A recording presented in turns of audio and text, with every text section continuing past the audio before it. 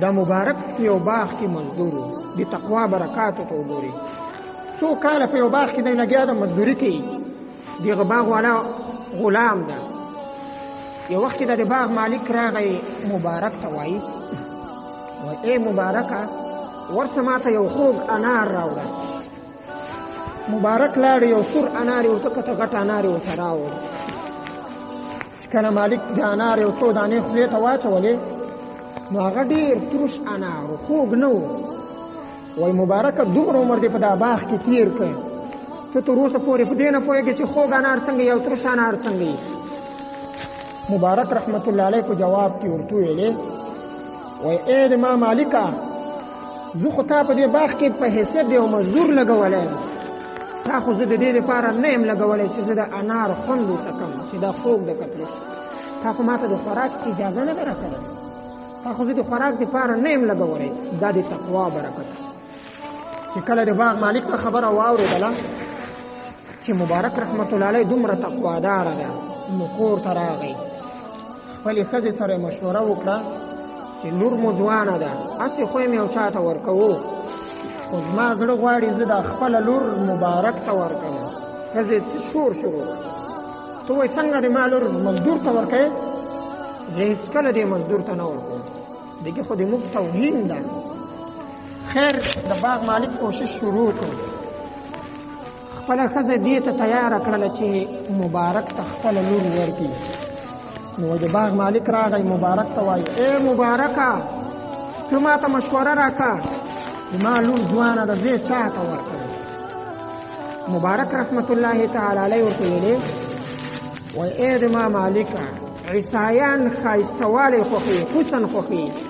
لور هغه چا ته ورکوي چې ښایسته وي یهودیان مال خوښوي لور هغه چا ته ورکوي چې هغه مالدار وي نن سبا اکثره خلک دین ته نه ګوري چېرته چې مالدار کورنۍ ویني هسې خپله لور ورته کړي دې ته نه ګوري چې مخته به د ما د لور ژوند په تقوا تېرېږي که په عدم تقوا تېرېږي او مشرکین هغه حسب او نسب خوښوي دا پلانکی ده دا پلانکی قوم ده دا خو پلانکی قوم ده قومیت خوښوي حسب خوښوي کوم لوړ نسب لري مشرکینو به خپله لور هغو ته ورکوله او اسلام دین اسلام چې د هغه دینداري خوښوي تقوا خوښوي چې کوم کورنۍ کې دینداري زیات وي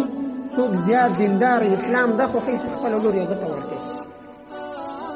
حدیث کې هم راځي تنکح المرأة لأربع ولښځې سره د څلورو وجو نه نکاح کېږي لمالها ولحسبها ولجمالها ولدينها د مال له وجې د حسب او نسب له وجې او د جمال له وجې د ښایستهوالي له وجې ولدينها او د دین له وجې هم د ښځې سره نکاح کېږي نو پیغمبر علیه الصلاة والسلام موږ ته څه تعلیم راکوي ای امتیانو فاظفر بذات الدین تاسې به دې څلورو کې دینداره خوښه کوي چې کومه دینداره مال ته هم وګورئ حسب و نسب ته هم وګورئ جمال ته هم وګورئ دې ته وګوره چې دینداره ده که کله دینداري سره دا نور صفات جمع سي نور علی نور ده لیکن ستاسو به اول انتخاب د خپل بچي دپاره یا خپل لور چې چاته ورکوئ اول انتخاب ستاسو دین وي نو پیغمبر علیه الصلاة والسلام خپل امت ته وایي چې تاسو خپل اولاد ته دینداره کورنۍ خوښه کوي دینداره جلکۍ ورته وګورئ او لور ورکوئ یو دینداره سړی ورته وګورئ نو مبارک رحمت الله تعالی علیه چې خپل مالک ته دا مشوره ورکړله مالک یې کور ته راغی بس ترتیبات یې سره سم کړه خپله لور یې مبارک ته ورکړه مبارک ته یې زه دا خپله لور تا ته درکوم نو خپله لور یې خپل مزدور ته ورکړه مزدور یې ورته هم نه لري د ده مزدور ده لیکن په تقوا کې رسېدلی سړی ده د تقوا له وجې لور ورکړله نو چې کله یې واده وسو ژوند تېرېږي الله تعالی مبارک ته زوی ورکړ ګوره په ښځه کې هم تقوا ده په مبارک کې هم تقوا سته نو زوی پیدا سو دغه زوی نوم یې عبدالله کېښودی د جانبینو له خوا تقوا موجوده وه د دې تقوا په برکت سره عبدالله د خپلې زمانې امام شو ټوله دنیا د عبدالله بن مبارک رحمت الله علیه له نوم نه واقف دي چې څومره شهرت الله تبارک وتعالی د ته ورنصیب دا د تقوا برکات. هر سړی باید خپل لور ته تقواداره سړی وګوري، کورنۍ وګوري چې دا تقوا لري که نه لري. هسې مه تپئ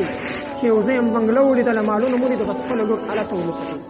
دې ته وګوري چې آیا دا تقواداره دي که نه دي، دماغ غاړې په دې بندېږي که نه بندېږي. او پیغمبر علیه